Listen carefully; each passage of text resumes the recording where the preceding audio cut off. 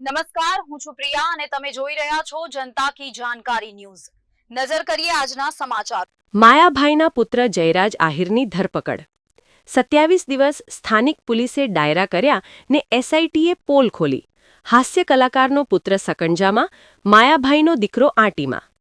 પોલીસે જયરાજ આહિરને દબોચ્યો। ગેનીબેનની ગાડીએ યુવકને અડફેટે લીધો। શક્તિસિંહના ભત્રીજાના કેસમાં મોટો ધડાકો। માયા આહિરના દીકરા જયરાજ આહિરની ધરપકડ। બગદાણામાં કોળી યુવક નવનીત બાલધિયાને મારવાના કેસમાં માયાભાઈ આહિરને દીકરાની ધરપકડ। એસઆઈટીએ 3 દિવસમાં આજે બીજી વાર પૂછપરછ માટે બોલાવ્યો હતો। નવનીત બાલધિયાને મારવાના ચકચારી કેસમાં એસઆઈટીની તપાસ તેજ બની છે, જેમાં શરૂઆતથી જ જેમના પર આક્ષેપો થઈ રહ્યા છે તે જયરાજ આહિરને નિવેદન નોંધાવવા માટે આજે બપોરે ફરી એકવાર રેન્જ આઈજીની કચેરીએ બોલાવવામાં આવતા જયરાજ હાજર થયો હતો। એસઆઈટી દ્વારા સતત 2 કલાકથી જયરાજ આહિરની પૂછપરછ કરવામાં આવી હતી, જે બાદ જયરાજ આહિરની ધરપકડ કરવામાં આવી છે। એસઆઈટી દ્વારા આ કેસમાં જયરાજ આહિરની પૂછપરછને પગલે કોઈ અનિચ્છનીય બનાવ ન બને એ માટે આઈજી કચેરી ખાતે ચુસ્ત પોલીસ બંદોબસ્ત પણ તૈનાત કરી દેવામાં આવ્યો હતો। એસઆઈટીની પૂછપરછ બાદ જયરાજ આહિરની ધરપકડ।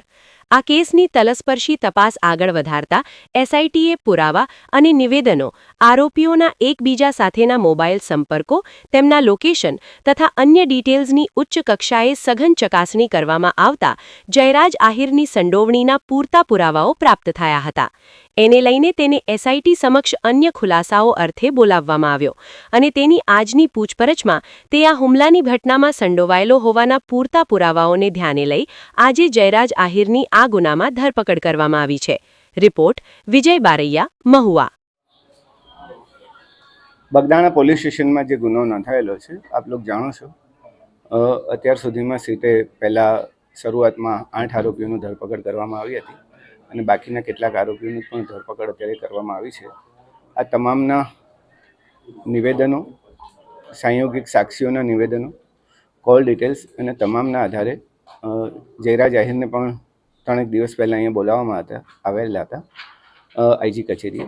એમની પૂછપરછ ચાલેલી હતી અને ત્યારબાદ પણ બીજા 2 આરોપીઓની ધરપકડ સીટે કરેલી હતી અને તમામ પુરાવાઓને અત્યારે ધ્યાને લેવામાં આવ્યા અને આજે સવારથી જ એસઆઈટીએ સાથે તમામ પુરાવાઓનું ચકાસણી કરી હતી અને ચકાસણીના અંતે કેટલીક બાબતો સ્પષ્ટ કરવા માટે જયરાજ આહિરને ફરીથી અત્યારે સમન્સ પાઠવવામાં આવ્યું છે અને સમન્સના આધારે તેમની પૂછપરછ બાદ તમામ એસઆઈટીની ટીમને ચોક્કસપણે લાગ્યું છે કે આમાં પ્રાથમિક પુરાવા પૂરતા છે કે જેમાંથી જયરાજ આહિરની અમે ધરપકડ કરી શકીએ, એટલે આજરોજ એમની ધરપકડ કરવામાં આવી છે।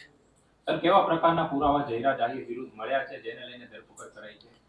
શરૂઆતના તબક્કામાં જ્યારે એસઆઈટીએ આ તપાસ કરી હતી ત્યારે પણ કેટલાક પુરાવાઓ જે હતા જેની મૂલવણી અમે કરવામાં આવી હતી અને ત્યારબાદ જે 8 આરોપીઓની ફર્ધર પૂછપરછ કરવામાં આવી એમાં પણ કેટલીક સંડોવણીઓ જણાવી હતી અને ત્યારબાદ બીજા 2 આરોપીઓની ધરપકડ કરવામાં આવી। એના પછી પણ 2 મહત્ત્વના સાક્ષીઓના નિવેદનો પણ લેવામાં આવ્યા અને અન્ય ટેકનિકલ પુરાવો પણ પ્રાપ્ત થયો છે કે જે એફએસએલની વેરિફિકેશન માટે જરૂરી છે, પણ એ પુરાવો પણ અમે ધ્યાને લીધો છે।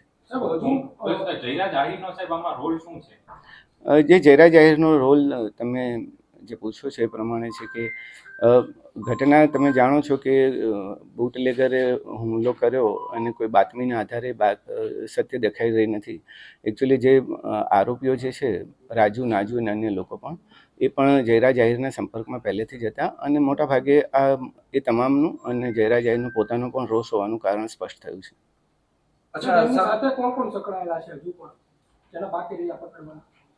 અત્યાર સુધીમાં મોટાભાગના આરોપીઓની ધરપકડ કરી લીધી છે।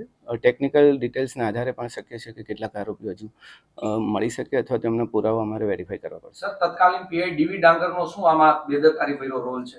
એ હજી અંતરંગ વિષય છે, આંતરિક વિષય છે। અમે તપાસ કરી રહ્યા છીએ કે ખરેખર શું થયું હતું એ વખતે। હાલ પૂરતું અમારું ફોકસ ઇન્વેસ્ટિગેશન પર હતું। ઓલરેડી જે આપણે કલમો દાખલ કરી છે, 120B પણ દાખલ કરી છે, 307 પણ જૂની કલમો જે દાખલ કરી છે આપણે એ મુજબનો ગુનો દાખલ કરવામાં આવ્યો છે।